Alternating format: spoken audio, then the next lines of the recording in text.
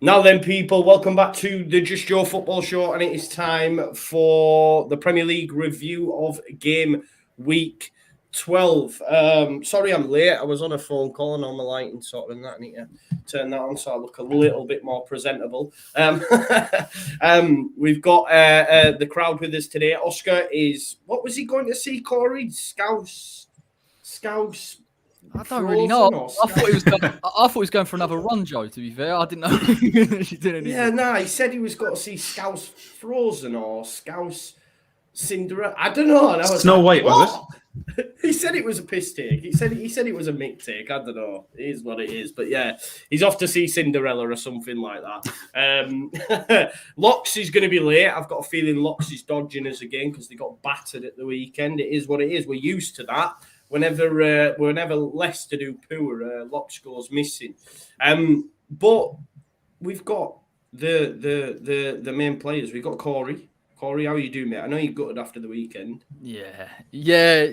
I'm all right, mate. I'm all right. I'm a bit tired. It's Monday. It's a long day at work, but I am looking forward to getting into it. I do need a bit of a therapy session. Obviously, there's been a few L's here. Fortunately, Tottenham did get the W, so we can kind of therapeutically go through things, and then by the end of this, I'll feel a lot better. So, yeah, I'm looking forward to it, mate. Yeah, it helps, doesn't it, man? It helps to talk about it. It is only Matt who had I would say a positive weekend, but I've got a feeling Henry, although they were absolutely battered, will still be positive. But Matt, how are you, mate? I thought you were very, very lucky, mate. I thought both goals were a bit fortuitous, if I'm honest, and I'm good. We deserved at least a point. I can't lie. Yeah, no, I agree. I'm doing well. Though, look, 3 points. What more can you ask for on a Premier League weekend? You know, we're not exactly used to it at the moment, but I'm doing well. I'm sure we'll get into the detail of it very shortly. We certainly will, and Henry will get into the details with you. But how are you initially, mate? Are you bouncing? Pochettino's been mentioned. We'll get Matt's thoughts on that as well. I don't know. I'm obviously happy, but I don't. Yeah, it's been a weird weekend. Obviously, the game was, oh my god, and then afterwards you're thinking, okay, right, that is the final straw. So mixed emotions, but I'm happier now than I was on Saturday afternoon for sure. Yeah, it was really enjoyable, but then the aftermath came, and I was like, he's definitely going now, isn't he? He's definitely going. We did a video reacting to it. He's obviously come out and when he started crying and that, talking about Carrick, I was like, what's going on here? Like, what? Where does this happen? Like, get out, get gone. But he wanted to leave through the front door, and he's chatting about he's crying when Michael Carrick. I don't know, Michael Carrick. Yeah, we'll get into all that stuff. Him. I think it's massive. It's man. I've just been listening to Guardian Football Weekly, and they were talking on there and saying it's madness that Fletcher's first job in football, Carrick's first job in football, Ollie really ever wasn't, at a level to even though it wasn't his first job, but he was never at a level. And we'll start with that. I mean, Henry, just talk us through, like, because me and Corey and Locks did a video after he'd been sacked, and I get you need someone to be in charge tomorrow, but it all still feels a bit strange to me that Carrick's going to be leading the group. It's a bit mad. Yeah, well, welcome to one of the worst run football clubs in European football. Honestly, no, it's terrible. It really is a mess. And so they've sacked the manager who didn't really do the training sessions anyway, and they've kept all of his coaches that did. So I can imagine a lot is going to change tomorrow after that. It's the most ridiculous decision ever. And then you've got Darren Fletcher, who is supposed to be this technical director. They're not even giving them proper titles anymore. Him and Murto, sporting or technical director or liaison, or I don't know. They could be a bin man at the club for all I know. They are the titles are pointless because he's basically assistant manager right now, Darren Fletcher. What the hell's that all about? He hasn't been involved in coaching at all, and all of a sudden he's now. He's going to be on the touchline for the game tomorrow, one of the biggest games of our season, because we need to win that, or at least come away with a point. A point at the moment seems like a bit of a stretch, but I'd take it in a heartbeat. It's mad because for me, I got the impression in the end, and obviously De Gea came out and said what he said, and you've got your captain, getting a red card, which is just a massive indictment of the players and not giving it for this manager for me. That your captain's gone out there and got 2 silly yellows within like 7 minutes, I think it was, and what I don't understand is like you might get an upturn, you might get a result tomorrow, but for me, the same group. I don't see how they'll then all of a sudden pull their socks up and say, right, let's get it. Because a lot was made about Mourinho and he left Manchester United the worst it's ever been and all this sort of stuff. And all he's come in and he's brought it back. And I understand why people say that. But then hasn't he left it in the same place? Like, I don't know, Henry. You tell me, you know me more, because the players showed at the weekend they didn't care about that guy for me. No, that was terrible. And the worst part about it was the lack of effort, especially in the first half. You play for any club in the Premier League, any club in professional football, and you put the effort in because the fans are watching you. The fans have, done their hard miles to go and watch you, especially away in London. And it's a home game for them. Good one. Only the 1,000th time he's heard it. Yeah, no, it's the old ones are the best. It's frustrating for them. I know some of them that are at the game, and they said it was an absolute shambles. And the players walking off after full time, some of them would just walk straight down the tunnel. You never do that. And then Maguire throwing the captain's armband on the floor. He should be stripped of the captaincy, and I'd argue even sold as soon as possible. I don't want him at the club anymore. He's some of the stuff that he's doing at the moment, the fingers in your ears celebration for England. Oh, you silenced the haters against Albania. Well done, mate. So he'll go down as one of the worst Manchester United captains ever. I'm almost certain of it, because I'm pretty sure that when a new manager comes in, he'll take the armband off him. Do you think he'll do that straight away? He looks out of his depth. He looks nervous. He looks like it's weighing heavily on his shoulders. And we all know why he's been put in that position. It's because he's a little bit of a yes man, and you can tell him something, you can brief him with something and say, right, I want you to say this after a game, etc. And that he's not going to stray off topic like De Gea did. De Gea said it was embarrassing. How bad does that look on the club? Like, I like it. I like the fact that he's being honest. But if you're the owner or a director or a higher up and you're looking at that thinking, he has just called that performance embarrassing and saying that we don't know what we're doing, and it's again, Ollie's left the club it's a great squad. Don't get me wrong, it's a fantastic squad. That's one thing that you can sort of credit him with. He's been given over 400 million. I think people forget that over 400 million is a lot of money, and he's left the squad. The squad's in a good state in terms of personnel wise, but the mentality, they've got to go out tomorrow night and prove to the fans that they're still there. They're still willing to fight for the club. Yeah.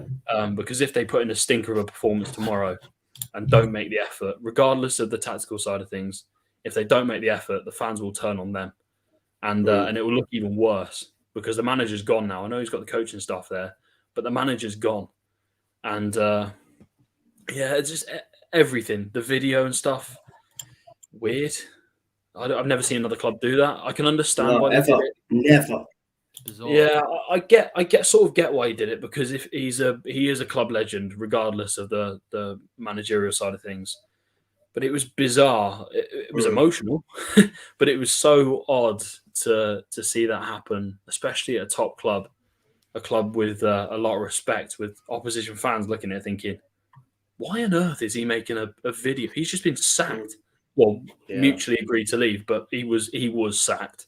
They said you're not good enough anymore. So it's bizarre. And I think I didn't know if this was a joke or not, but am I right in saying that his hometown put up was this a joke? I don't know. No, I don't know. It was at Christensen. Yeah, it wasn't a joke. Where they put up Legends 20 or whatever it was, right? Yeah, 20 Legend. Yeah, which is the United banner as well. Yeah, it was like, do you know? Have you guys seen that? No. It was I like have, it was like he died. It's not that deep. Like it was way overstated. A manager's just lost his job. Find it. I'm And gonna have to try respectfully, find it from that. He's been paid £7.5 million as well. He's been paid £7.5 million, and we'd all kill for that. And I'm pretty sure we'd do a half reasonable job with that squad as well. So it's all bizarre, and we're the laughing stock of the Premier League at the moment, if I'm being honest.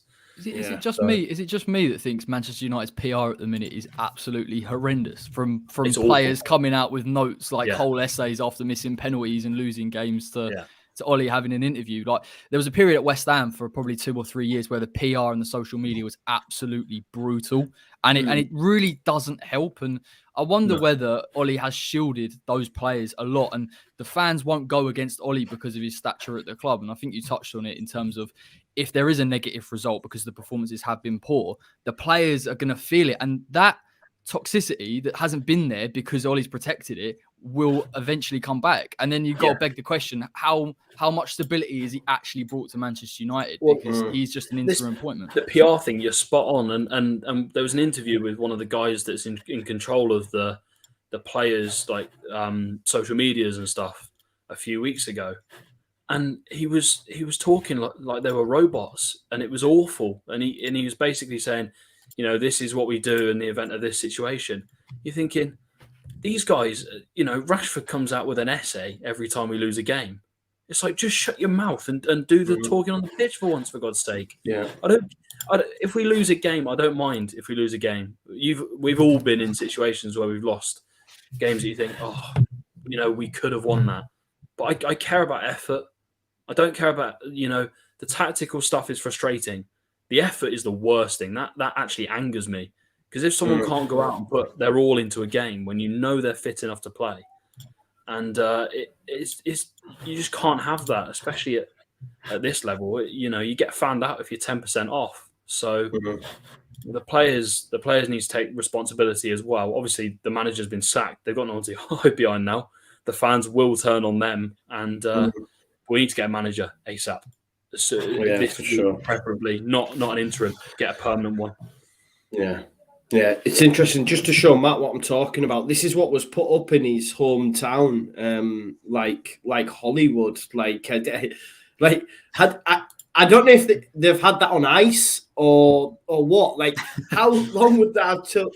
I mean, it's a small Norwegian town by the look of it. I can't imagine they could just rustle that up and knock that up. It looks like a fisherman town or something like that from what I can see. And it's like they've had it on ice, or like for them to do this within 48 hours tops. And like it's like Henry said, Matt, it's like he's died, man. What were your thoughts on the whole video and stuff?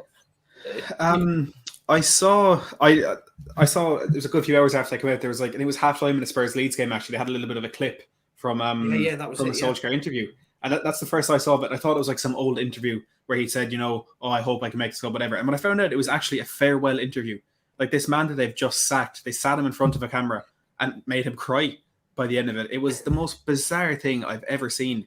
And look, it's probably just whatever gets them clicks. If they can get half a million views on that on YouTube. He asked the club whether he could do it. That's even weirder. He said I wanted to leave. The club let him do it, didn't he? Yeah. He said I wanted to leave through the front door, kind of thing. I respect what he did. Was it at Carrington when he was saying goodbye to the fans and he got out and he hugged a few of them and he spoke to them and I respect that. That's you want that. There's not going to be any bad blood between Ollie and Man United, but to put yourself in front of a camera like that, I mean, how does that go well?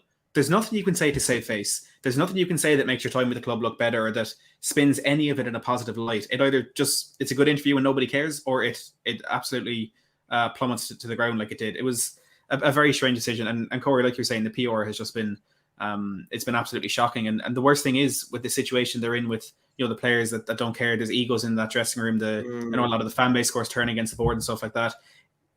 A good managerial appointment may not be enough to fix that. Like, you may get Pochettino, you may get Rodgers, you may get Ten Hag. This could be a very good manager who's suited to the Premier League, but it may not work out like that because there's so many more problems, so many underlying issues at that club. And you can't tell if something is going to fix it or if something is going to work until it happens. And it is actually really interesting listening to Henry there, because there's a few things he's touched on that I've seen a lot in the Tottenham squad in the last couple of years. And I would argue that makes it worse for Man United. If you are in a similar position to a club like Tottenham, obviously I love them, we're class. But, the mentality is at Manchester United and has been there for so long. Like, that winning mentality isn't at Spurs. But like, you have De Gea coming out and saying it was embarrassing. Hugo Lloris did that last year after Zagreb knocked us out of the Europa League. Dele Alli is always on Instagram, posting pictures of himself in the gym in Dubai and stuff like that. But once he gets on the pitch, looks like he's never seen a football before. So if that's the level, again, with respect to Tottenham, they're not a club of the stature of Man United. But if that's the level that United have dropped to, there's a lot more cracks than you think. The even worse thing, just quickly, the even worse thing is that we've got World Cup winners, Champions League winners, multiple league title winners in that dressing room, and we're looking like a bunch of amateurs. You've got one of the greatest players, arguably ever, in that dressing room, and again, Varane has won almost everything. And then you're looking at Pogba and you're looking at Fernandes. These guys have all won, whether it's cups or whatever, they've all won trophies. Every single one of them. Well, majority of them have won trophies, even, under previous managers. So it's even worse. Like, respectfully, with Spurs, it was a little bit different, because you can say that's down to inexperience, like some of it. And I completely understand that. But there's no excuse for this for a lot of the United players. They've been in this position before. And they're all seasoned pros. You should never down tools on a pitch, or it just shouldn't happen in any any game. And it's a lot easier to lose that winning mentality than it is to regain it. And I would be right in saying United than Sir Alex Ferguson ever did in his 20-something years. I think Ollie lost 5, which I think was more than Ferguson. And that just says what you want. If you have a manager that's not experienced in that situation, you need the players who are to carry you through that. And the winners is the last word you can use to describe that United side for the last 3 years. It's quite interesting. Because like I say, I was just listening to the Guardian Football Weekly. If you don't listen to that, I would recommend it. It's really good. Max Rushton does it, and it was quite funny because Barry Glendenning actually blamed Alex Ferguson, like saying it's Ferguson's fault for getting into a spat with the owners at the time over this horse, and they then sold it to the Glazers, and Glazers bought Woodward, and it's just a culmination. And obviously, as a Leeds United fan, I'm like, yeah, it's all Ferguson's fault. To be fair, it's like he's not wrong in a sense. He's not wrong in a sense, because Ferguson was in, if the I think it was the McManus brothers, or who was obviously going to buy the club, and they were buying the club not with the sole reason of ousting Ferguson, but it was one of theirs on the agenda. So it has kind of culminated a little bit from that. Not solely. Glazers saw an opportunity, a businessman. They saw an opportunity to make a wad of cash, and they've done that. So, but it was all a bit bizarre in the sense that it was sort of over a horse. Like, quite a bit of this is stemmed from, a spat over a horse. Really, we've been given 15 years of these guys because of. It's funny. Just off the top of your head, who do you see being your next? Not interim, not an interim. Who do you see being your next manager, Henry? Don't say it. Judging by the stuff that's gone on recently, Pochettino is he is the main candidate at the moment, and it's interesting your reaction there, because, and I think that's brilliant, because it says what you guys you lost with him. He was so critical to everything you did, your success in that period of time. I know it didn't culminate in trophies, but you got to a Champions League final with that squad. I mean, that is remarkable. That takes some doing. So I know he's got big egos at PSG, and there are huge problems there. I know Romain Molina, the journalist that did the investigative stuff over in France, has come out with all kinds of stuff. By the way, wow. Yeah, he came out with all kinds of stuff, and some of it involved PSG. But you could see the signs were there that they didn't buy that club for the sole reason of going to win everything, or for the fans or anything. They bought that club as a political statement to the rest of the world. We've got a load of money. We're a powerhouse now. Look at us. And it's gone horribly wrong, to be honest. And they've got a sporting director who is an arsehole, who's a bit horrible. And doesn't get on with any of the managers. It doesn't matter who it is. Tuchel and Pochettino, they're completely different people, and yet Leonardo still manages to fall out with both. I don't know how that happens. So I'd be delighted if he came to United. Yeah, absolutely delighted. For me, I know Ten Hag's come out now. He's going to stay Ajax till end of season. I'm seeing on Twitter just while I was out walking the dog. To be fair, Zidane doesn't want it. I think Zidane wants either PSG or the France job. Yeah. I think it makes perfect sense come the end of the season that Pochettino leaves PSG, goes to Manchester United. I think that's I think that makes sense. Gutted because I do really like Pochettino, and obviously there's that link there with Bielsa and stuff as well, so it's a little bit romantic. I know Leeds United fans had mad aspirations that one day he'd take over Bielsa, but we'd never be in a position to make that happen. That's just romantic kind of talk. But Matt, how would that make you feel? Because I seen our good friend Elena on Twitter saying that fan base don't deserve that man. I don't want him to go there, etc. Do you feel the same, mate? It's a weird emotion because there's none of it in any way that could ever be anger or frustration or disappointment in Pochettino. It would just purely be heartbreak that he's going to rock up in N17 with another team to try and beat us once a year. I just to preface this, by the way, to say I said it during the summer before we got any manager, and I say it now again. I think we're in a better position with Antonio Conte and Fabio Paratici as his director of football than we would be if Pochettino get back to Tottenham. He wanted to in the summer. He wanted to leave PSG. He couldn't. But he's the man that made me fall in love with football. Like when I was growing up, when I first really started watching Tottenham, it was his team, his incredible team that like we were the second best team so often, which is very disappointing. But you look at that squad he inherited. Our back four had Yunus Kabul, Kyle Naughton, Benoit Suakato, and like Henry said, he got us to a Champions League final with minimal investment as well. But yeah, no, it would hurt. It would hurt for him to go to United. And you see these Spurs fans, everyone, they're either.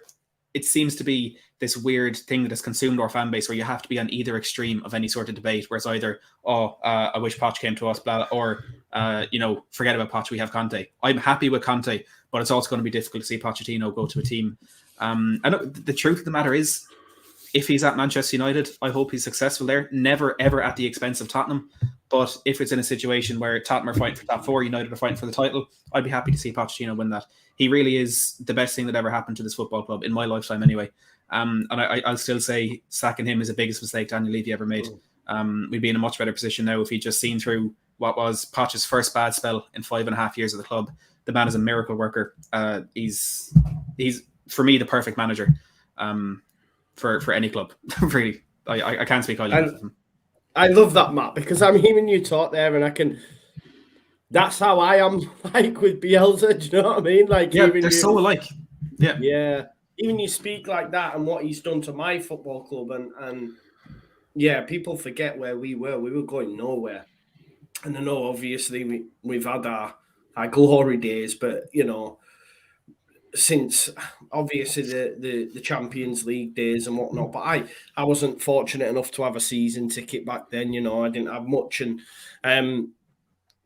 when I first got my season ticket, we were out of the Premier League. Do you know what I mean? And then I had to deal with League One and just seeing where he's took us. And I know like how you're speaking there is it's just nice to hear, man, because that's amazing when football managers can have that impact on. And I bet Kevin did the same way speaking about Klopp. Do you know what I mean? And maybe in a couple of years for Corey. I'm not ready for that conversation, Joe. Let's just move on swiftly. When West Ham have won the Champions League under Moyes, like maybe that's when Corey Carabao Cup and all of it. Don't worry, mate. Yeah. Don't get greedy, mate. Don't get greedy, especially after this weekend. Hey, go on, Corey. I'll let you have and welcome Kev as well. I did send Kev a message, and then because I was on that phone call, dog walk, I totally forgot. And then I seen you in the chat. I was I've not sent it. No bother. No bother. It's grand. You're grand. Cool. Let's. Have you got anything to say on the Man United situation, Corey? I was interested to talk about Poch, actually. I think I've said for quite a while he'd be a perfect fit for Manchester United. I think in terms of culturally, as who he is as a man, and I think why Ferguson wants him to take the football side out of it, he's a very good figurehead. And I think in terms of his coaching style, Manchester United fans would love it. The only concern I would have if I was a United fan right now would be, can he get that dressing room on side with the amount of personalities that are in there? And look, it remains to be seen. Maybe he is a convincing enough character. Maybe they've had a period of time under Ollie where there have been no tactics, that someone coming in who is so good and competent as Pochettino, that maybe they really build into it. I think if they can build into it with some of those young players, Rashford, even players like Martial, Van der Beek, they could have a new lease of life. So it's kind of still on the fence a little bit in terms of him being able to come into that because of what's happened at PSG. But I just think for them, they probably will enjoy the fact they've got a manager that they know it doesn't smile after every interview when they lose, but also doesn't throw his toys out the pram. They've got that nice balance. So that's all I would say. Yeah. You know, I've seen some mad stuff actually, just while we finish up on Manchester United. Like, apparently some of the players are unhappy with how much power Pogba's got in the dressing room. And then I've seen just loads of mad stuff. But it was like, there was even one, I think it was coming from Football for All, and it's like, you don't know what's true from what's not, because one of them was, when Ole Gunnar Solskjær moved to Man United from Molde, a lot of Molde players took the Manchester United players out of their fantasy Premier League teams because they knew he wouldn't do well. And I'm like, why is that coming out now? Like, he's been there seasons, like he's left, and now you think that's news. It's like, it's just stupid. So it's mad. But I do think there is a bit of a culture issue with the playing staff at Manchester United, and I think there's a few that probably could do with be moved on. But I'm enjoying it. You know, I said to someone on Twitter yesterday, just let us have our moment, because like Hussam says, growing up, Manchester United they won it all. Do you know what I mean? And it was hard as a Leeds United fan specifically to deal with. So now that they're going through this, it's nice to see for me. This isn't over by a long stretch. I don't care who the manager is. I don't care who their manager is. Their problems. Solskjær was part of the problem, but he wasn't the real problem. The real problem's above the manager, the people who decide on the transfers. You know, there's no structure to their transfer policy. There's no method to the madness. You look at Leeds, you look at Tottenham, West Ham, us. We buy players to fit a system, and we check the personalities. If the personality isn't right, they don't come. And you saw that with Liverpool with Saul in the summer. The personality wasn't right, and apparently Chelsea are looking to let him go back to Madrid in January. It's Manchester United, I think, in a lot of ways are in a worse position now than they were when Moyes left, purely and simply because that midfield has no balance. Maguire is an awful defender. You've got too many players on 100 grand a week plus who, let's be honest, the reason you can't get rid of them is because nobody wants them. Nobody will pay their wages, so they're quite happy to sit and take the money. And that eats into your 25-man squad that you're allowed to register. That's a huge problem for any incoming manager. It's all well and good saying sign this, that, and the other. If you can't flog on the ones that you've got, you're screwed. And it's not going to be fixed in one or two windows. It's going to take a long time to sort that out. We were chatting last night on the Trippers, and one of the things that I think it was Redmen TV, Chris Paycheck put up a post yesterday. We went through this. What Manchester United are going through now, we went through it for years, and we didn't see it. We always thought this time, this season, this transfer will come in and we'll challenge for the title. We'll be up there. Rafa will come in and Rafa will do it. Nah. It took Klopp and it took time. And Manchester United are going through that at the minute, and they still don't see it. Ryan Giggs said that Manchester United were too big to do what Liverpool, to collapse like Liverpool. No, you're not. Because when we collapsed, there was only one or two old joints around. Now you've got 5 or 6 clubs that can attract big players, and you've got Newcastle coming up on the rails. Manchester United are in a world of hurt, and it is what it is. Not saying that I'm enjoying it, but I'm not. To compound the misery, Ed Woodward's now staying on as well. I've seen that as well. So funny, in his role. They tried to sneak that, haven't they? Tried to sneak that under the noses after the Solskjær sacking, thinking we won't notice. But It's funny. It's like, wow. Even when we're talking about like Carrick, maybe I'm being disrespectful here, but like Carrick, Fletcher, all these sort of players. And I think about Leeds United, and I think some of our ex-pros, and a lot of them work for the foundation in the community. And I think about like Carrick and Fletcher, I think they should be doing that. Like, they shouldn't be running football clubs. They should be in the community teaching young kids how to play football, not being a technical director, not being the coach. I don't know. It is what it is. But listen, that's probably disrespectful to them. But I don't know. Let's move it on anyway. Let's move it on. We've done a good half an hour on Manchester United there. I do want to touch on Leeds United Spurs, because I know Matt's got to shoot at 9 p.m. He's got something he needs to do. We will try and get finished before then, of course, but just in case we don't, because I know we want to do Liverpool Arsenal, we want to speak West Ham and what's next for them, and just have a chat about the new managers that were in at the weekend. And but did you see the game, Corey, yesterday, Spurs Leeds?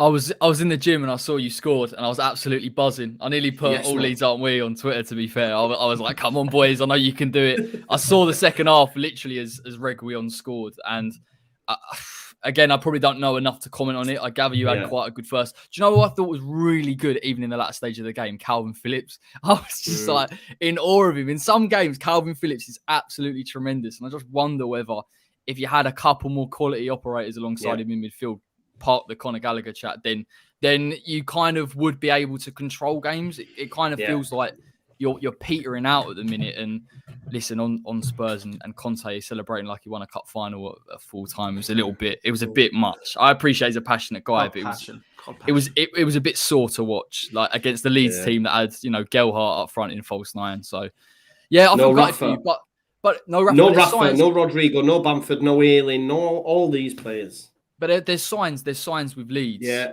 We'll get on to Tottenham and Matt will be able to explain it a little bit better than me, because I really don't like them. But I just feel that you are getting you're getting to that level where you are having good first halves. The performances are improving, and even with injuries, you're able to compete. We said the other week, that if Leeds could come out and hit the ground running, that they would cause Tottenham problems, and they did for the first half. So until they started man for man pressing you again, and that was the issue. So I don't know whether it's fitness, I don't know whether it's injuries, probably a bit of both. But yeah, it was interesting to see for me. And Calvin, just what a player, what a player, mate! Serious baller. He is, and it's quite interesting because in the first half he was playing in the centre of a back three, and him and Cooper were like man marking Kane, if you like, and Llorente was looking after Son. And I thought in the first half he was exceptional, and then the second half came around and Bielsa he moved him into midfield, and Strauch then into centre back, and Strauch was doing such a good job on Mora. I don't think Mora really had a kick in the first half, and then Strauch got put into centre back. Calvin went into midfield, and then Mora started coming into the game, and I don't know, because then in the last 10 minutes he put Calvin back in the centre of the back three, and I think Tottenham were always going to come out, but it's quite interesting because when I seen this tactical switch, the guys at All Stats, aren't we? They know a lot more about the game than me, and I messaged them afterwards just to find out what their thoughts were on it, because they rewatch the game and they do tactical analysis and stuff, and he sent me a screen grab of Conte's comments about in the first half they just sit off, let them come, all this sort of stuff, and then he'd seen what was going on, and then in the second half he matched us, man-marked us kind of thing, and he moved Emerson Royale further up the pitch, and John sent me a couple of screen grabs of what Tottenham had done in the second half, and then I sat there and I thought, so basically Conte let us have the first half, really. And when he switched it, it was game over. Good night, Vienna. So as good as we were, I don't know, I think once... And that, I guess, Matt, is why you bring a Conte in, because he's seen what needed changing. He's changed it. You win the game. I do agree with Corey. I thought it was Tin Pot that he's having to tune up the band in that massive... Definitely Tin Pot for Conte, mate. Look at all the trophies he's won. Do you know what I mean? Says a lot about Spurs, didn't it? Let's be honest. For him to be going, come on, and then it still wasn't enough. He was like, no, come on, and trying to tune up the band. But now, listen, are you encouraged by that? Because like Corey said, we had 7 first teamers out. We found out Rafa and Rodrigo on the day of the game. I think for me, Matt, Rafinha plays that game, we win. We win because in that first half, I think he's in hot form right now, and he takes some of them chances that we missed for me. It's interesting that you say that, because when the lineups came out, the first thing I saw and was terrified about was Dan James up against Sergio Reguilon. And look, Dan James obviously has more pace than Rafinha. Rafinha probably has more technical ability. But I think that pace of Dan James up against Reguilon was one of the worst parts of that first half for us. I know Dan James' final ball is often really poor, but Reguilon's positioning is not good enough, and it's probably why he struggled so much in a defensive system last year. So from the minute we saw that lineup, I knew Dan James was going to get in behind Reguilon, and if he gets in behind there 3, 4, 5 times, eventually one of those balls from him is going to be good, or he'll get on the end of something else and he'll put the ball in the back of the net as he did. But look, I think the best way to put this is, when I was messaging you after the game, I said Tottenham were terrible in the first half. You said Leeds were class in the first half. There's definitely those two different ways of looking at the game. I wasn't paying enough attention because I was at work. I wasn't paying enough attention to kind of notice those tactical changes and stuff. But everything seemed to be lacking from Tottenham in that first half. I don't know if I'd agree that Conte kind of let you have that, because or defense being under pressure, it could easily have been 2-3-0 to you at halftime. If you had better players in the pitch, Bamford, Rafinha, it could have been. But maybe Conte would have set things up a little bit differently. But like you're saying, that's why you bring Conte in. That first half is the same first half that we've had every single game for the last 2-3 months. But the difference yesterday was the second half wasn't the same. And if there's stats that Sky Sports put up after the game with regards to the difference in stats from the first and second half, we had like 2 shots compared to 11, none on target compared to 4. We outran knee by 0.5 kilometre in the first half and by 3.5 kilometres in the second half. And I think the fact that we outran you in the first half isn't a sign that we tried harder. It's a sign that he had control and we were chasing you around for that 45 minutes. But yeah, look, it's encouraging. A weird duo on the score sheet in Højbjerg and Reguilon, and like you alluded to, a lot of luck involved in those 2 goals, but bit of passion, a bit of something on the sideline. I don't know how Harry Winks is a professional footballer. Just going to throw that in there. But yeah, look, it's an improvement, and like I said on Friday, we need to realise this isn't a quick fix. You know, Conte, I think it's a bit of hoax that he's a short-term manager, because he's left 2 jobs because of finances and he's been sacked from the other. So if he gets what he wants, I think he can be, I wouldn't say long-term, but maybe a medium-term manager. It's going to be a project. I'm not expecting a quick fix, and I'm just glad that if the performances are going to still be a little bit iffy, if we can get those results over the line, I think that's all we can ask for until Conte starts investing in that squad, starting to build something he can really work with. Yeah. No, I think that's fair. Kev, are you? What's your assessment of Conte? I only watched the first half. And to be fair, Leeds have to start putting points on the board. At some point, it's going to get twitchy. You've got a good manager and you've got a good team, but you've got way too many injuries. You're carrying way too many issues at the minute, and it's going to become a problem soon. At the minute, there are 3 or 4 clearly worse sides that you'll be safe, but you don't want to be dragged into that conversation. Calvin Phillips yesterday. Remember the first time I come across you, Joe, when you came over onto the Trippers, one of the first comments I made towards you was I'd love Calvin Phillips at Liverpool as Jordan Henderson's long-term replacement. I think that was about 2, maybe 3 years ago. And nothing's changed my mind from that. I think he's a phenomenal footballer. He's got a great brain on him. And anyone who can slip in between a back 3 and jump into midfield and play a man marking role, exactly, and take Harry Kane out of the game completely, especially when he did, didn't he? Yeah. Kane was being intense in that first half. He actually ran for a living, which was nice to see. It was a marked difference in watching Spurs, because they were unbelievably lazy and they threw Nuno under the bus in the end. And look, they've got form for it, but Conte won't allow that, because he will flog off whoever he needs to flog off to make his system work. He believes 110% in that system. He did it with Chelsea. He's done it everywhere he's been. That's how he plays. And if you don't buy into it, you can leave. Either he'll leave or you can leave, but someone is going to change, and it won't be him.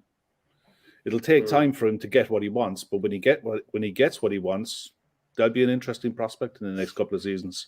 Yeah. Can I just add there to something you said about Phillips and how he worked on Harry Kane? We didn't have a shot on target in that first half, and we've actually become the first team since that data was collected since it started being collected in 2003, we're the first team to go 6 halves in a row in the Premier League without getting a shot on target. So it was still 44th minute, that West Ham game, to 46th minute of that game against Leeds. And it was 45 seconds into that second half, and all of a sudden Harry Kane has a shot on target. Good save by Meslier, but I think that maybe is just testament to the work that Calvin Phillips did in that first half. But it wasn't just Phillips. Every single Leeds player was on it, and you could see with the way they organised the press, they shepherded Tottenham into areas where they wanted Tottenham to play, and then they pounced. You can do that for so long when you've got young players. Eventually, they get tired. And, I agree.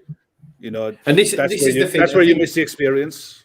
Yeah, and I think that's the good thing though about having someone like Bielsa, in that he's revamped the club, and it's the same system all the way through. So I agree with you. Like when Tottenham can bring on players and change the game, Leeds United yesterday, due to all the injuries, couldn't do that. We brought on Stuart McKinstry for his debut. He's a talented lad, but he's nowhere near ready for the Premier League yet. Do you know what I mean? But I agree with you. You know, Joe Geldart did what he can.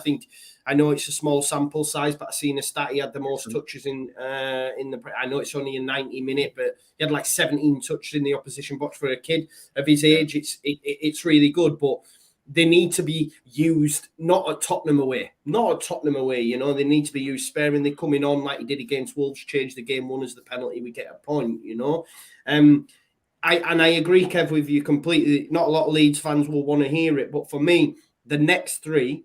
We have Brighton, Palace, and Brentford. Palace and Brentford at home.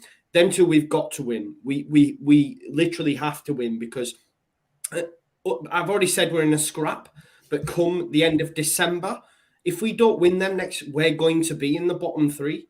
And the reason I say that is because after these next 3 games, we then have Chelsea away, City away, Arsenal at home, and Liverpool away. So, and that takes us up to the 26th of December.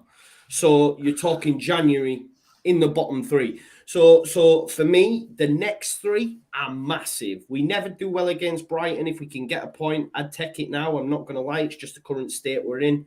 And then we have to beat Palace and Brentford at home. Have to, because if we don't, we've then got Chelsea, City, Arsenal, Liverpool. And even after that, then you're talking Villa, you know, they're going to be, and then Burnley, who could be down there. And that's, so Leeds fans won't want to hear it, but we're definitely in that conversation now. We are in that conversation. I don't think we will go down, but look at the weekend's fixtures. I mean, Eddie Howe comes in. I mean, they score 3, but they concede a load. So Burnley have an absolute barnstormer against Palace. Villa then win. Obviously, Watford win. Norwich get a win, and it's like, oh God, you know. And I can't begin to think about getting relegated. Like, I can't. We're in a position now where all of the teams that we thought were bankers to go down, even Norwich impressed me at points. Now you're thinking, well, they can all get results. Even Newcastle, they're conceding, but they are scoring. Then you've got the caveat of the January transfer window. Villa, Watford, Ranieri can get them organised and can get something out of them. So it becomes tighter and tighter. This season is crazy for me. Even on the top half, it's tight as it is, but you've got to get your big players. AFCON really hurts Watford more so than any other club. AFCON hurts Watford by 5 players. Emmanuel Dennis is one of them. Oh, yeah. They're missing. They're missing. Trooster Kong. Yeah, they're five starting players they're missing, and that's going to be tough. Yeah. The hope is that for all of the players, for all of the clubs, the likes of Liverpool and Chelsea could do deals with these countries to allow them to go on the 2nd of January, rather than when the countries are allowed to take them, which is the 27th of December. If they take them on the 27th of December, that's an awful lot of games that every club is going to get hit by it. You know, so it's one to watch out for sure. Yeah, I can't honestly. I still think we'll be all right, but I just look at them December fixtures. I don't think we'll lose them all. Like, I don't think we'll lose all of them. I can't see us losing 4 games on the bounce. I just don't see it. And we might pick a point up against, I don't know, Arsenal at home or something. And I don't think we'll lose them all. But, you know, if you don't get points in the next 3, then them 4 are like, oh. It becomes a mentality issue then, doesn't it? You're in the sure. scrap and then. Look, Bielsa was asked about January. And he says, I'll only bring in players that will improve the ones we've got. And the money you pay for them is more than what we're willing to spend economically on players. So that's a Pochettino line. They're so alike, it's scary. Yeah, it's mad. Do you know what I mean? So it's I think you will. I think you will. I think you will. I think you'll put your hands in your pockets. I seriously do. Because it will come to, if you're back in the Championship again, and I don't think it will happen, but if you're back in the Championship again, that is probably worse than the situation of spending, say, 25 million or 20 million on a decent player to put, especially in that midfield where you're looking at a little bit light at the moment. Yeah. So I think that if you have to spend that money to save you from relegation, then I think you've got to do it, because if you go down, you're in a whole world of trouble, especially you'll lose players, but you'll also be in a situation where the Championship is so difficult to get out of, as you guys have experienced before. You don't want to go through that again. So you've got to invest and take a risk. Yeah, there's something going on with the parachute payments as well. That's being reduced. So maybe that's why Norwich were pushed into making a decision early rather than stick with Farker to get him back up again. You don't want to be going down that road. Nah, you've just to look at Sheffield United as well. Like Sheffield United are in a world of pain currently. I think they're in the bottom half of the Championship. Do you know what I mean? It is such a difficult league to get out with, and it'll mean I'll lose this show as well. So, now, do you know what? It's an interesting point on Bielsa, because it's that kind of dynamic where, like Henry says, the board will feel that we have to spend because we can't afford to go down. But what player can Bielsa bring in January that fits the system that can occur? And I mean, he's going to have to do some serious dog work to figure that out. And Bielsa has sheets and files everywhere on players that he likes. So you'd be surprised who could become available on loan from top half clubs to go and work a season. I agree. Work 6 months on loan with Bielsa for a younger player. I don't know. I agree with Corey. Corey's hit the nail on the head. For Bielsa, and then even historically, when we've brought players in January, it takes them a month, sometimes longer, to even get up to speed because they have to have certain body fat. They have to hit certain. Honestly, I can't imagine some of the stuff they have to go through. I mean, you've just to look at Junior Firpo, who was at Barcelona, and he did an interview and said that he'd seen more videos of himself in 2 weeks than he'd seen in all his time at Barcelona. Do you know what I mean? So that shows the extent of what Bielsa puts these people through. So we'll have to wait and see. The technical John side Swift of things says, "Give me Gaif," and I'd take him. I would, mate. I can't lie. Technical side of things is a little bit easier to. You will have a list, by the way. There's always a list with clubs. They've always got targets they want to go for. But if you have to sacrifice, I'm not saying sacrifice the fitness side of things, but if you have to make a sacrifice in one area and get someone who's technically, brilliant, because at the end of the day, up front as well, you're a little bit light, considering. I know Rodrigo, Bamford, and then you got Gelhardt as well, but it's a bit of a steep slope from Rodrigo and Bamford down to Gelhardt in the sense that not talent wise, but physicality and being used to the Premier League. And so again, there are a couple of little areas that they will be looking now probably and thinking, okay, if we don't get the results like you said in the next 2 or 3 games. The Brentford one, I think, is a 6-pointer, really. That's the most important one of them all, because they will be scrapping down there. They don't have a lot of money. They use that the Moneyball technique to get players in terms of data and stuff. So they won't be spending a load of cash in January. So you'll be fighting them for sure. Yeah. Before we move on from Leeds, I just want to respond to Harmony. So some planks on here need to shit their heads and wake up. We're 3 points behind we were last season after 12 games. And I've seen quite a lot of people commenting that on my video that I did yesterday. We might only be 3 points behind where we were last season. I don't know what that equates to in league position, but performances are nowhere near where we were last season. If you want to compare points, okay, that's fair enough. But performances last season, I went into every game thinking we can get something. I called the 2-1 City. I thought we would beat Man United. All these sort of things. It's like I was talking to KG yesterday. We had a phone call and people felt at times like I was positive for positive's sake, but it wasn't. It's because I believed in Bielsa, the football that's seen on a weekly basis. We went into every game thinking we could get a result. At the minute, the performances are nowhere near that. That's why I'm saying we're in a scrap. If I was seeing the performances that I seen last season, then I wouldn't be concerned. But I'm not seeing anywhere close to that. Okay, it's improved over the last couple of games, but it's nowhere close to what it was. So you can say we were 3 points behind and this and that, but come on, the league's improved. The league's improved massively for me from where it was at last season. If you think back to last season, you already had Sheffield United and West Brom gone. Yeah. This season, no. What Corey mentioned is spot on. And they're changing their managers early, these teams now. They're not holding off until December or January. They're making the decision early instead of waiting until they're in a full scrap.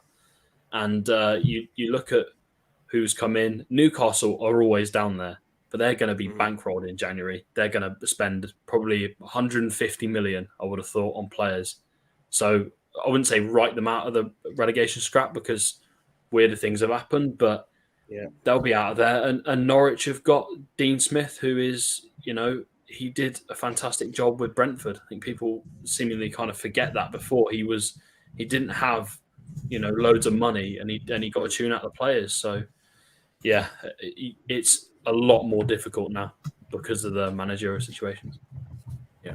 Cool. Well, we'll move it on now from Spurs League. Just before Matt's going to leave us now, I just want to ask, mate, are Spurs getting top 4? No. And are Leeds getting relegated?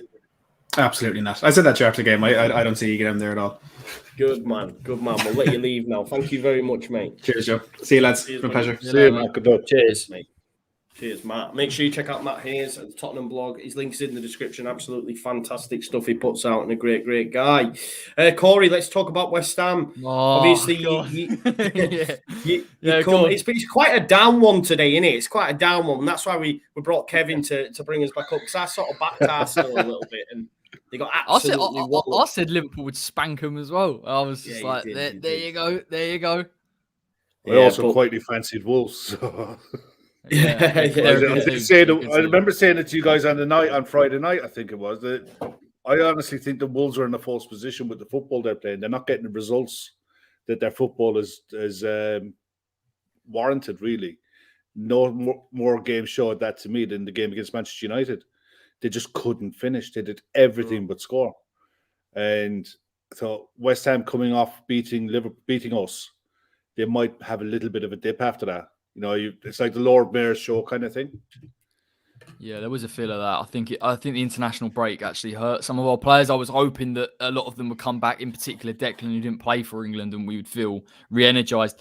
I've got to talk about Antonio because, again, I give him a lot of praise and quite rightly. I think he's become clutch this season. That's so important to our system. But in games like that where he's absolutely shattered, and Wolves are fantastic defensively and their shape's really difficult, you've got to be spot on in those transitions. And he's losing the ball way too often. And he's on that left a lot of the time. If he loses it down there, you just give them the license to give it to Semedo. And I've got to be honest, we've had this a few times this season. First 15 minutes against Wolves, we played very well. We were in control of the ball. We were trying to play horizontal. We were trying to pull them out of shape. Exactly what we needed to do. The minute Wolves said, hang on a minute, we'll play 15 yards higher and you've got to try and play through our midfield and our shape, we can't do it. It's so frustrating because teams will look at that. And I watched Wolves against Palace, and where Palace were fantastic they're a fantastic pressing team. They force Wolves to go long to Jimenez. Their forwards drop, so they're already quite deep, and then they just recycle possession, and that's how they created. We're not the same team. We're not a fantastic pressing team. Well drilled, well organised, and it's in these type of games where Moyes has to find the right stance. It's not a problem playing in a low block and keeping the shape. It's honestly not an issue, but I think he finds himself somewhere between the two, and when you put in Benrahma and Bowen and Antonio and they're pressing and they're just not effective enough, they're just playing through. And you've got players like Neves, Moutinho that are so comfortable in possession. Then it forces Declan to go and press. Then he's out of shape. The whole team's disjointed. individually, there were poor performances in there. Craig Dawson gave the ball away a fair amount of times. Zuma looked really uncomfortable on the left-hand side. He was all right against Liverpool, maybe because he was deeper, but the minute you were asking him to get on the ball on his left foot, he struggled. It was genuinely an off day, and I know I've spoken about West Ham. Lanzini come on, exactly what we need to do, play through the lines a bit, fine. And Moyes did try, but we've got to give a lot of credit to Wolves because I think they're a lot better team than including myself. You know, I thought, well, all right, we can't press them, but we should be all right. We should be clinical enough. Not at all. They're a real problem. And their wing-backs, they cause us issues, big problems. Teams with back fours, you get them further forward, they're going to cut you apart. And again, you know, Jimenez's finish was superb. And so it was frustrating. And the minute they scored, I was like, I don't know if we've got enough to get back into this game. Not enough quality, not enough of a different game plan. So as much as West Ham were off it, and we were, Wolves deserve a lot of credit. And I think they're a sneaky pick for a top six because of what they can do. And maybe they'll lose some games. Fine, that's the way they play. But they do have enough quality. And we forgot for years because of the way that Nuno's play has been very, very negative. That Moutinho and Neves are serious ball players. And they can keep the ball and keep possession. You add Jimenez and Trincao and Traore to come on.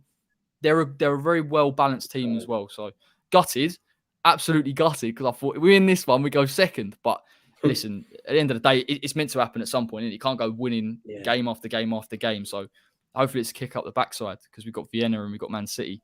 So tough games. Is the Vienna game as well? Is that you qualified if you win that, or you're already done? We only need to draw. So we only need to draw that game. I think we'll see a response anyway from Moyes. I think he'll mix it up against Vienna, to be honest. And I would do that with some of the players looking absolutely shattered. Yeah, get a draw. And after that, listen, we've got Zagreb at home. I'm going to that game. I really couldn't care less. Play the kids if you want, because we need a break big time. And Man City, we need to kick back against Man City. We can do it. Of course we can. We've beaten them in the cup, slightly different. But just intensity and energy, it's got to improve. Fornal's had a kid midweek and he looked completely off it, to be honest. So a couple of factors in there, but yeah, I've just got to take the L. I've got to take the L. I've got to be honest. So. Will that outdo you, mate? That squad and them looking tired. You don't obviously have you don't have a deep squad, right? You don't have a huge squad. No, it's a shame in a way because Moyes has managed it really well, and I've been really, I've given him a lot of praise for that. It's quite difficult to do that and keep a very similar performance level. But these international breaks kill us, and maybe look, there's one in March, and the break will do us a favour. But it was always going to happen. Antonio plays 2 games over 2 weeks, comes back, he's going to be absolutely shattered. We got him back early and he was still knackered. That's weird. And it is weird. And Souček looks knackered. Used to that. It does. And credit to Moyes as well, because he come out after the game and he said, we've got to get used to this, because if we want international players playing for West Ham, we have to just deal with it. So he's got the right attitude. There's no problem there. It's just, I worry about it. It's different. You see a lot of the Brazilian lads and the South American lads in general, they're used to going back to South America, coming back and playing. That takes getting used to, and you do that over years, So when we flew, I think Liverpool sent a jet, Liverpool, Man City, Man United, and Leeds. They've done it with Leeds as well before. When Rafinha's travelled, they'll bring them all back together. Yeah, but they're so used to that, and even Klopp will do it often. That if we have a Saturday morning kickoff, he very rarely plays Firmino or Fabinho. He'll play Alisson. Yeah. But he very rarely plays the outfield players if they've only come back for maybe 2 days, especially the way Brazil think about, playing the Wednesday night kickoff at midnight and ripping the mickey out of everyone. This is why January is so important. I know. Yeah, you guys need January. We need, even if, what's funny in that game? If we had Lingard to come off the bench, I think it would be a different game. It is a moment. It's a bit of energy. It's a bit of pressing. It's getting in beyond. It's exactly what we need. And Moyes has got to come up with something here. Forget tactically, because I'm sure he will come up with something. But just in terms of playing a balanced, mixed team, because I don't know if we can keep playing week in, week out. As strong as they are, and I get you that you want to keep consistency, we've got to start to look at Král. Maybe we've got to start to look at Lanzini a bit. Vlasic came in and played 20 minutes. They've got to play more in December, particularly ahead of January. Can I ask you about Vlasic? Because I was having a conversation with someone on Twitter about this, and he made the point that, he didn't see... I disagreed, but he didn't see West Ham going for Lingard because they've had such a heavy layout on Vlasic and the very similar players. Would you Would you agree with that, mate? Do you think you won't go with Lingard, even if it's 10 million, because you've signed Vlasic? No, not at all. I think if there's a nailed-on player to come in, just in terms of fit for the squad, system, everything, versatility, he's it. And Vlasic needs time. And I think Vlasic has got the potential to be our best number 10. Genuinely, I do think he's got attributes that those other number 10s don't have. But he's got to get used to the pace. And it's just helpful for him to have Lingard alongside him. The pressure's not on Vlasic. You see what I mean? Even from a squad point of view, if you throw someone on for the last 20, and this is why it annoys me with West Ham fans, because every time after a loss, there's a meltdown. It's always this player, Dawson, this. Vlasic is the man. Benrahma was the man last year. Give it time. We've seen 3 number 10s, Benrahma, Fornals and Bowen, all perform well this season. Vlasic will do exactly the same. And I just think bringing Lingard in takes the pressure off him. I think Moyes will get rid of someone. I think it could be Yarmolenko. And I just think the fit of those players, it will just look better. But I don't agree with that. And people that say he's 10 million, he's this, he's that, as a West Ham fan, we need as much squad depth as we can get. I honestly don't care. Europe's a huge task. Yeah. Europe's massive. And Lingard... Thursday's the worst part about it, because you're doing Thursday, Sunday, or Thursday, Saturday night, or whatever it is. And that's a really small turnaround, especially if you're going to Europa League's more countries, more different countries, because you don't, Champions League, you just get the main top 5 leagues with, you're traveling to, you probably will travel to Russia at some point, or Kazakhstan, or that's just the reality of it. And players like Antonio, he's a muscly guy, he's a big guy. And if you're playing him week in, week out, he will burn out, because he's 31 years old and he's just started playing for his national team and in a hot climate as well. So you've got to. I don't want to jinx it, because I don't want to talk about Antonio's injuries, because once you jinx it, you're done. But that's why you bring Lingard in. There's no confirmation, as much as there's been strong links that Moyes has identified a certain number 9. And until that happens, the option's Lingard in a false 9. And I think Lingard's a better false 9 than Jarrod Bowen, even though Bowen, again, has scored more goals this season and been more creative. So that's another reason why you would bring him in, just because he's a safe bet. So I hope we go and bring a striker in. It'd be nice. But listen, I just think for the momentum as well, getting him back at the bowl, dancing, singing, doing his thing. It's just nice, man. It's just nice. Get your man Allaire back, man. Get your man Allaire back. Smashing it, isn't he? No, he can smash it with Ajax, mate. He won't play many games for us. And I kind of said this in the summer. It was weird that we didn't let him go, because we're asking for like 25 million, whatever. I think as a club, you managed to get it for Dan James. Yeah, well, we finessed you out of a lot of money. Tell me. I don't know how we managed that. It's like 25 with add-ons, isn't it? I think it's weird. I think it's weird Man United wouldn't play Lingard in certain games, because when I've seen him come on, he has, again, he's been influential at points. West Ham being a case in point. He affects games. He affects games all the time. Doesn't matter where he plays. He did it at West Ham. He does it for England quite a bit. Coming off the bench with 20 minutes to go, he gives you that something that other players don't. Energy. When you're English, it's a premium on an English player. We're right on the threshold for English players at Liverpool. That's why we're desperate to sign an English player. That's why we looked at Jarrod Bowen in the summer.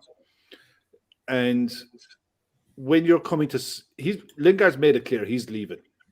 So it's a toss-up now between whether he decides to go back to whether he wants to go to West Ham, or he decides to try it at Newcastle and take the money. I don't think he goes Newcastle. Nah. I don't either. I think he goes down south. I think he goes down to West Ham. I think he enjoyed his time there. Yeah. The fact that he posted that picture on Instagram. Yeah, that was huge, and Declan commenting on it as well. And that's come and get me in it. I'm ready. Benrahma's going to the AFCON, isn't he? So and Moyes wants him in early. So West Ham, new owner, it's a statement signing, taking some England international off of a top 4 club, top 6 club. Yeah. Then it's a statement signing of intent for West Ham going into the next 2 or 3 years. Isn't that the talk that United apparently don't want to get rid of him because they see West Ham as a direct rival, which is they should, with West Ham's new investment. I mean, and the stadium. How does that feel, Henry? Credit to you guys. It's absolutely credit to you guys, but Oh my God! Wow. See, this is where you can't look at football in past terms. Look at No, of course. Look at where West Ham are. They're in the Olympic Stadium. They're in East End of London. That is a huge draw for international footballers at the best of times. Yeah. Do you want to come and play here? Look at this. Look what we can offer you. Mm-hmm. Do you know what I mean? It's then you turn around to Manchester United can offer history and tradition and all that. Let's go and have a walk around Carrington, and you're like, But Leicester's got a better training ground. Do you know what I mean? West Ham are interesting as well because they're almost like but you look at the profile of West Ham players, they're all hungry, they've all got a point to prove. It's players around Europe will look at West Ham and say we've got 20, 30 million or whatever it is. They'll go, actually, I fancy a bit of that. And the one thing we've had that we've not had for probably my whole lifetime is stability and consistency in performances and players like that. And Lingard needs that. Take the link with West Ham out of it. If he wants to go to the World Cup, he has to play regularly. So I just think it's a no-brainer. Yeah, man. I think it's a move that will happen. I'd take him at Leeds United in a heartbeat. I'd take anyone right now. We keep being linked to Ross Barkley, and I'm like, Can have your leg, mate. He has a pulse. Yeah, he has a pulse. Yeah, exactly. Yarmolenko, stick that. It's not a joke. There are limits, so then. We'll have to wait and see. Maybe John Swift's the answer man from Reading. They're in all sorts of pain, so. He's got a terrible injury record, though. This is what I'm saying. I don't want to go Leeds, but he'll come in. He'll have 2 training sessions under Bielsa, and then he'll get a muscle injury, and we won't see him again. This is what happens. But let's talk about Liverpool, Arsenal, Kev. I gave Arsenal a chance in this game. I can't lie. I gave them a chance, and Liverpool just wiped the floor of them as you do. I know, Kev, you've seen it on Twitter because I've got a little bit of thing with Klopp because of what he did at Ellen Road when Strauch and the Harvey Elliott. We won't go.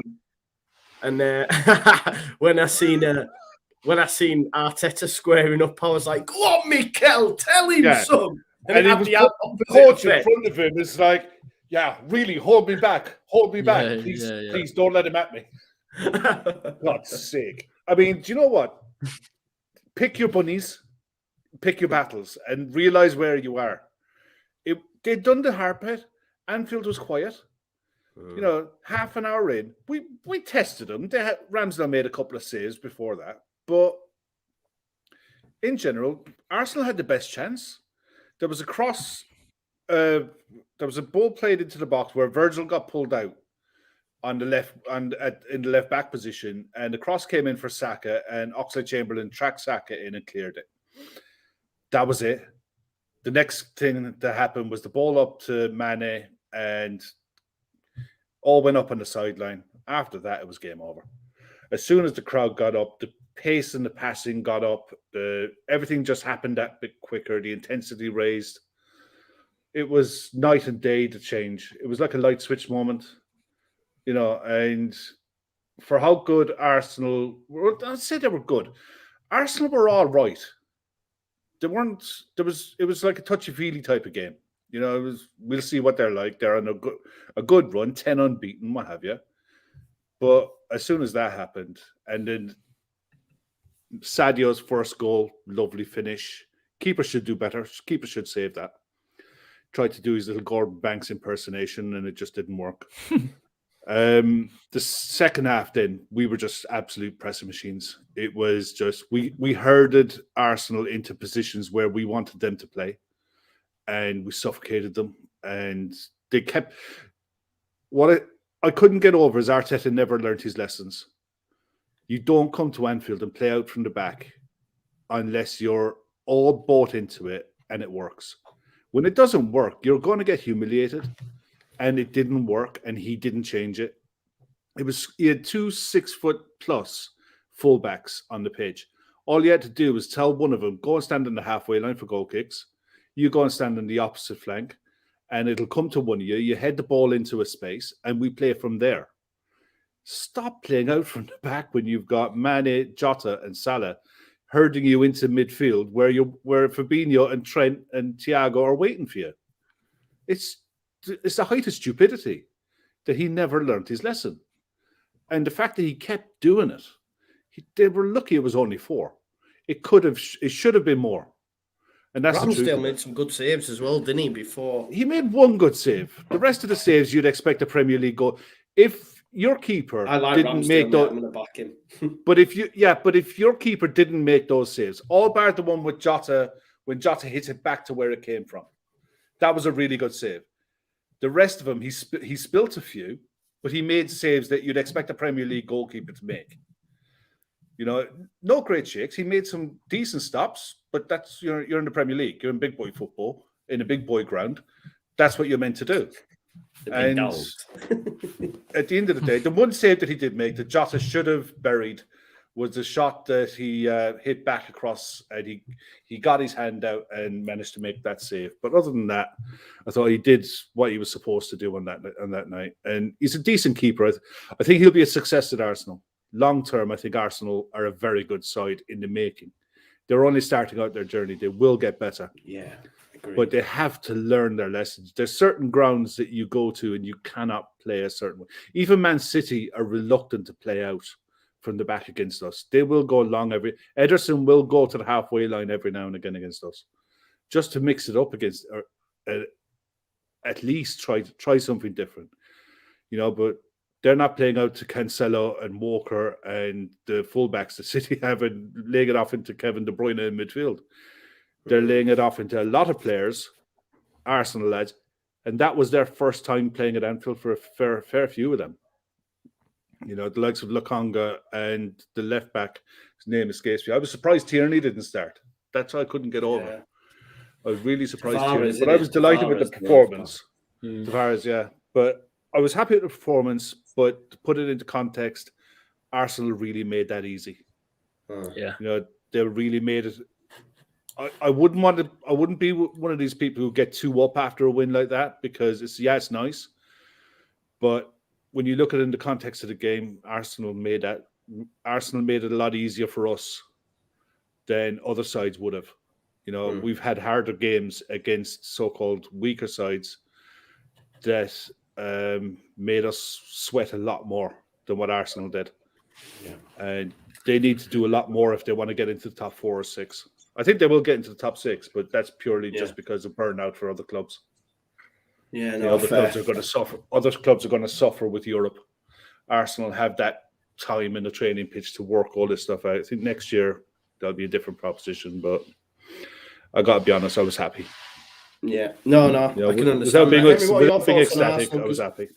Yeah, I know. I backed them. I really like them at the minute. I like what Arteta's done there. I even put out a tweet. I said I knew there's going to be some sort of meltdown from Arsenal fans. I've not actually looked, to be honest. I don't think there has been. Checked someone out. Fair. Huh? Not the sensible ones. Yeah. I mean, they don't have sensible ones. Kev. They don't have. I was chatting to Harry on the Friday night or Thursday night, and he was worried that Arteta would do what he always does, and he was proved right. And he was happy enough with the first 30 minutes. Like most Arsenal fans would have been happy with the first half an hour, but the rest of it was, you know, work to do. Yeah, I think Harry is very sensible, but he thinks Calvin's no good. So he everyone else could have done with him against Liverpool. I'll tell you that for sure. Yeah, for sure. Henry, what do you make to Arsenal, mate? And are you worried about them challenging you guys for top 4? It's quite interesting, you know, because I suppose for me it's the 4th spot that's up for grabs with yourselves. I do think Arsenal may be in there. West Ham, Spurs as well, if Conte continue, you know, can get a tune out of them. What have you made to them, mate? Well, again, it depends on how quickly we get a manager. If we stick with Carrick and whatever, we could be challenging them for 9th. So, no, I think, I don't know. They're a weird side, and they made a huge mistake trying to knock the ball out from the back against Liverpool. Tavares, he just looked nervous. Every time he got the ball, looked nervous. And the problem is for players playing it for the first time at Anfield, if they're more experienced, they can get away with it. But if they're younger, then it does leave a little bit of a damaging mark on them for the future. It was weird. The game was weird itself. Arsenal are a threat to the top 6. I still think they're a little bit fickle. if I'm being honest, in terms of they've got a little bit of spite back, which is what they needed. They need that aggression, that anger, because they were pushovers for so many years. They were pushovers. But I don't think there's enough of that still. I don't see them. I don't look at the lineup and think, right, okay, he's going to make a crunching tackle 10 minutes in, which is going to, leave a mark on an opposition player. So, yeah, I think they're going to be probably challenging for top 6. I think top 4 is it might be a little bit of a stretch for them, just because you look at the teams that are involved in that race. Tottenham are going to be involved in that top 4 race. If you think, think Conte is going to lie down, you've got another thing coming, and he's only had 3 weeks with that squad. Yeah.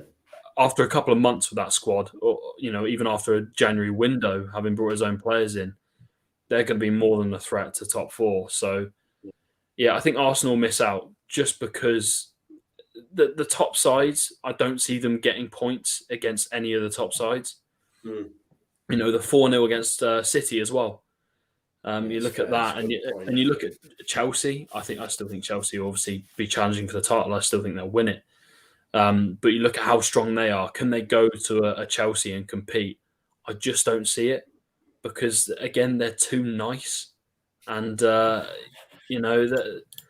nice guys in the Premier League, they don't get. I mean, that's a very outlandish claim.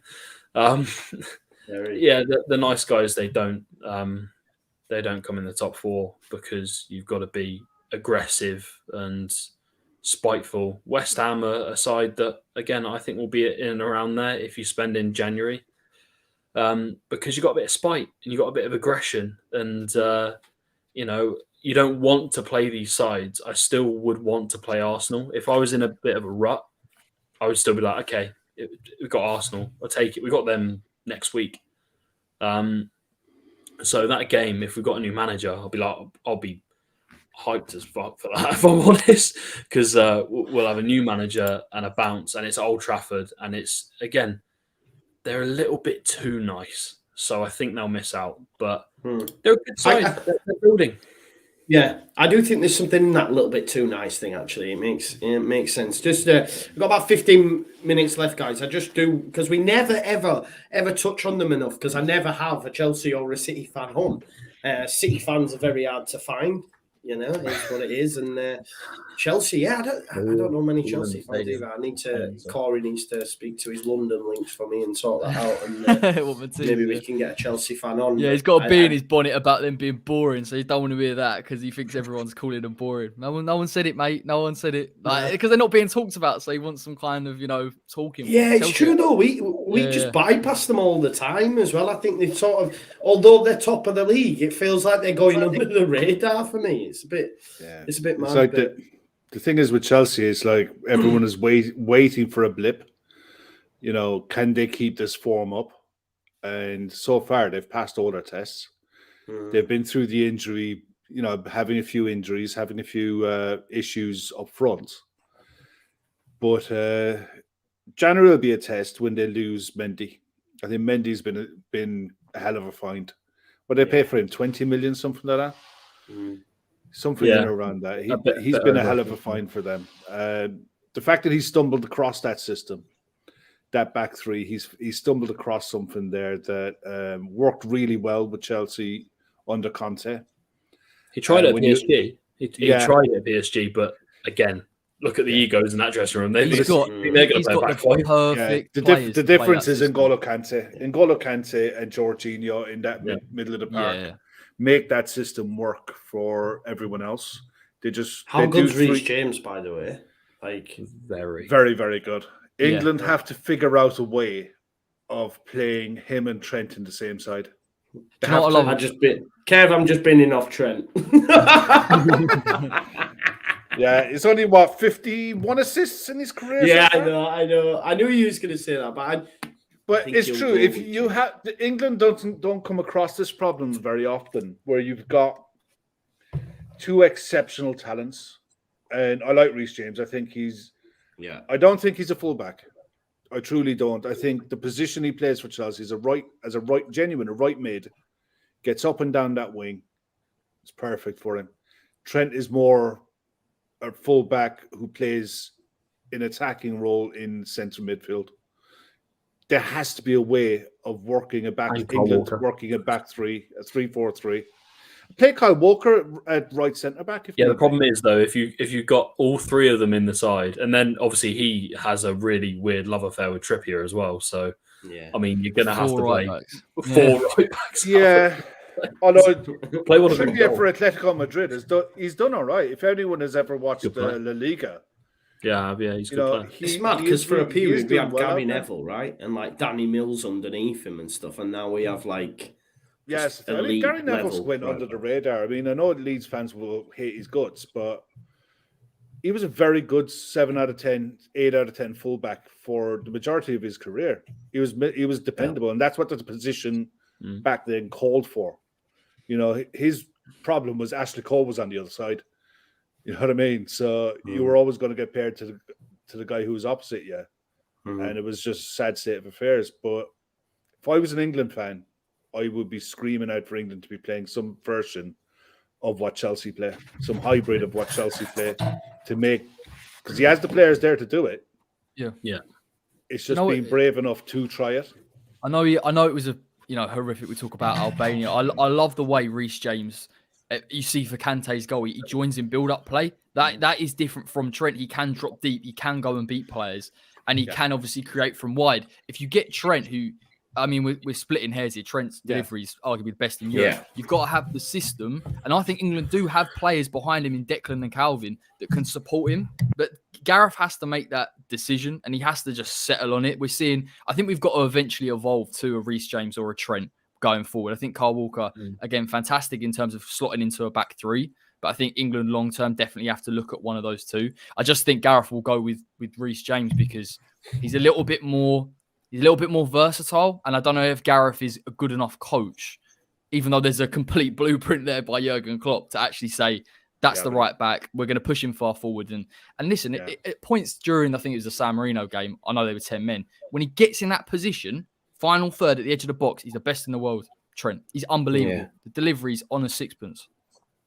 Do you know what? I love the way, because Tuchel said that Reece James hits like a horse, right? He hits like a horse, but the way he strikes the ball, he's unbelievable. Put some venom on it, doesn't he? Chelsea are good in the sense that, and this is what I think is a sign of a really good team. People call them boring, and I can sort of understand it. But a side that are boring and that are winning games consistently, now that's a sign of a team that are title one. Well, they've won the Champions League, but they're title winners. If they're consistently doing it, they are, they're going under the radar, and they don't get enough credit for their forward play, because I think people see a back five and they go, okay, it's a back five. That means it's defensive, but their team is very dynamic and attacking. If you look at it, and you look at where Kante ends up half the time, he's ending up on the edge of the box, on the opposite finish one as well at the weekend. That was ridiculous, that goal. How the hell was he allowed to do that? Oh, thank God. It was just criminal. It's just like it's criminal defending, but it was a great finish. But it's proof of what he can do, and it's proof of how good he really is as a player. And they're missing, a 20-goal a season striker, and they have been for a couple of weeks. I know, didn't they draw to Burnley at home? I think a couple of weeks ago. Yeah. So I think, again, those things will happen, but I'm not seeing results where I'm like, oh my God, that means trouble. With Chelsea, they're always pretty consistent in what they do, and they will hit a blip. That's the thing. Every side hits a blip. It's how they react after that. I'm not sure they will, man. Yeah. I think they will. I think they'll hit a couple of games. I wouldn't say it'll be any more than that. No, that's it. But it comes down to personnel and experience that can dig you out of it. And they've got a back line with Rudiger and Thiago Silva in it, two of arguably almost impenetrable, man. Almost impenetrable. But look, even so, you can bring in Chalobah, you can bring in Malang Sarr, you could Azpilicueta, Reece James can play right side. It literally none of them have put a foot wrong. I can't remember the last time a Chelsea centre back actually made a mistake in possession or defensively. And you look at City then, and City are great, but they're beatable. City are a side that bore me to tears. City they're just boring. again, I almost prefer the Chelsea style of play just because it's a little bit more dynamic. You know, the three at the back hasn't been. It's only just recently come back as a trend in the last few years. You know, with the likes of Conte, and I know Mourinho has tried it out. He tried it out with United once, which didn't go down very well. But you look at these managers and what they're doing, and Thomas Tuchel is a phenomenal manager. And you know, you look at the squad. Chelsea, I'd say, is the deepest squad in the league, even over City, just because of the strikers. Yeah, the strikers. But then the four players, Ross Barkley and Loftus-Cheek last season, they weren't getting a look in. And that's how good their team is. Most of those, you know, those bench or reserve players, they get into top 10 Premier League sides pretty comfortably. Yeah. So you got the likes of Loftus-Cheek isn't getting a look in, and he's a player I really like. He is now a little bit. A couple of years ago, I honestly looked at him when he was playing for England under 21s. I thought, you have got all the tools in the world to be a dominant centre mid. Yeah, you just need a break, and his body let him down. That's been his problem. His body's let him down. I just hope for his sake that he definitely. Oh, 100%. Just to finish up, let's talk about another fullback, Corey, and another great result for City. I don't want to time it. There's loads we've missed out, but we'll because we even could talk about Rafa going to get the sack pretty soon once they go rock up at Anfield. Until the derby. Cancelo, mate. How good's Cancelo? That ball, man. That ball to Sterling. So I just can't. The superlatives are just endless. How do you defend against a player like that? We were talking about it on our team of the season so far. When he can play left or right, he can hit it with his right or left, he can hit it with the outside of the boot. It's obviously, and I think probably understated, Sterling's movement was very good and Key's position was off. But to have a player like that can play in that role that looks so comfortable, and it's just a hallmark of Pep's team. These players can play in different positions across the pitch and be very, very comfortable. And Cancelo, like I said, did a role last season, almost coming in a little bit central, playing almost like a bit of a defensive midfielder, giving protection from the counter. And now this season, it seems like Pep's happy for him to go and get in a more advanced role, playing that final third. And he's thriving. They are different players, Cancelo and Trent, but, you know, Cancelo's my favourite to watch because he's so good. It's just a bit of a myth. Trent, it feels like he will put a ball in and it will be perfect. But Cancelo's got this ability to A, put in a decent delivery, but B, find neat little passes as well and link the play. And it's very weird to watch because I can't believe I'm watching a left or right back play as a playmaker, but I am. Yeah. And it's just I think he's the best fullback in Europe. I just don't see a flaw. I really don't. He's unreal. He is unreal. Let's just before we finish, I just want to go gauge where we're at now currently. Who would? There we go. Pete's just said, "What you think to Southgate's contract? Just got home." Well, just quickly, I'm happy with it. I'm happy with it, Pete. I know people will disagree, but I like Southgate. I do. He's given me my best time as an England fan, 2 semi-finals and a final. He's going to win us the World Cup in Qatar. I don't know the ins and outs of how much he's being paid. I don't know. I think someone said double or whatever. I don't know. But 3 million rising to 6. It's 3 million. It's 3 million a year, rising to 6 based on performances. If you win a World Cup, it rises to 6 million. You'd pay that all day long. Yeah. You would. You just would. Cup, man, yeah. But what you say, you wouldn't or you would? No, you would, because at the end of the day, that's the going rate for a top flight manager these days. If you want to keep him involved with England, it's 3 million a year. Otherwise, he'll take the Man United job, because I guarantee you he'd be offered it.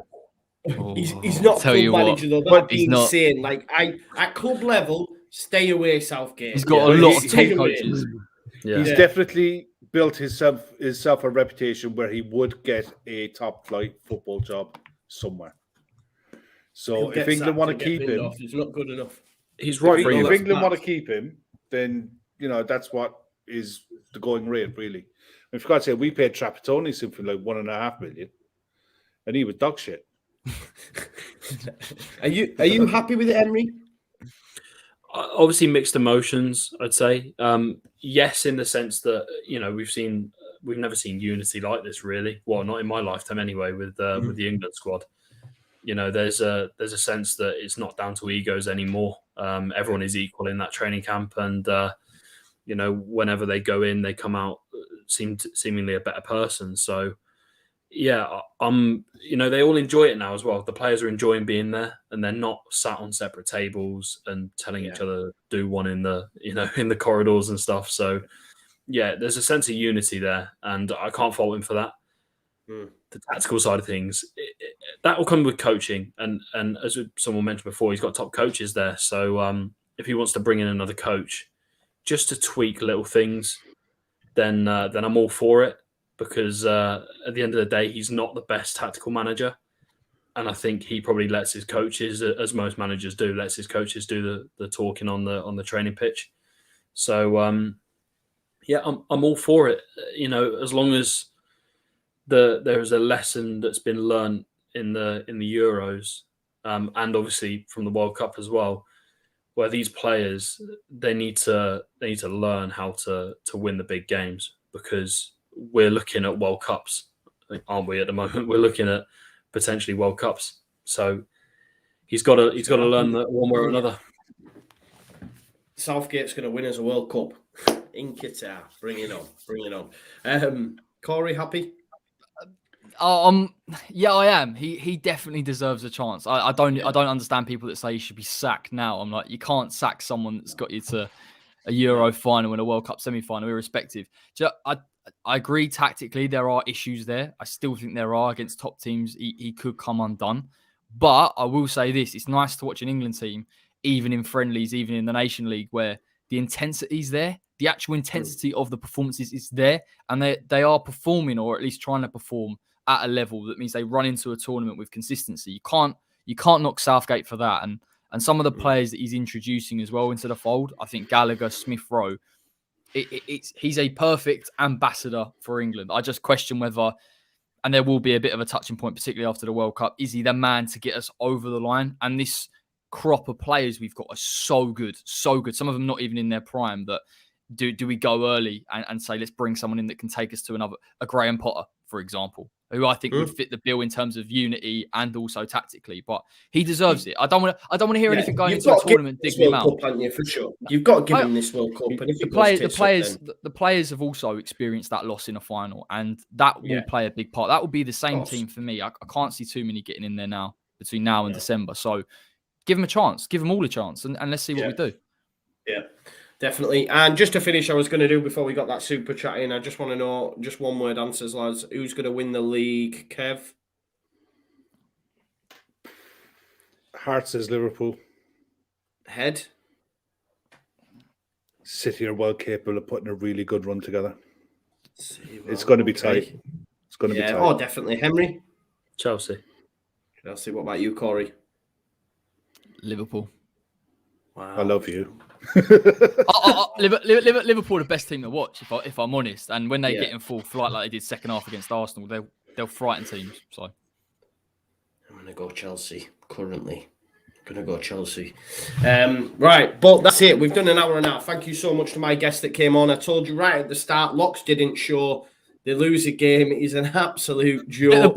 Get the bottle gifts out on Twitter. Yeah, we will get the bottle gifts out. Don't worry about that. He's bottled it once again. Corey, thanks for coming on, brother. Make sure you check out Corey on the West Ham Way. Henry, thank you again, brother. When it starts going well, I'll probably have you on less and less. I'm only joking, mate. Honestly, it will be a few so many years. positive comments from you, Henry, saying, "Oh, he's all right for a Man United fan. He's all right for a Man United fan." Guess I'll take that. Yeah, you're doing something right. Make sure you check out Henry's content. He's appears on a number of Manchester United podcasts, and he does have a YouTube channel that I don't think he used, so I used one of the podcasts instead. Henry. Yeah, fair enough. The link's in the description. And make sure you check out Kev at the LFC Day Trippers as well. Thanks for coming on, Kev. My pleasure. Sorry I sent you the link late, mate. It's all right, mate. My head's up my arse. I can't lie to you. It's university, and I'm adjusting to it. And straight up, my head is up my arse, and I have assignments due and that. And now I'm like, what have I signed myself up for? But it is what it is. It'll all be worth it in the end. Thank you all for watching. As always, we'll have plenty of content coming out this week, and this show will be back on Thursday, previewing the weekend's games as well. So thank you, and enjoy the rest of your week, people. Peace.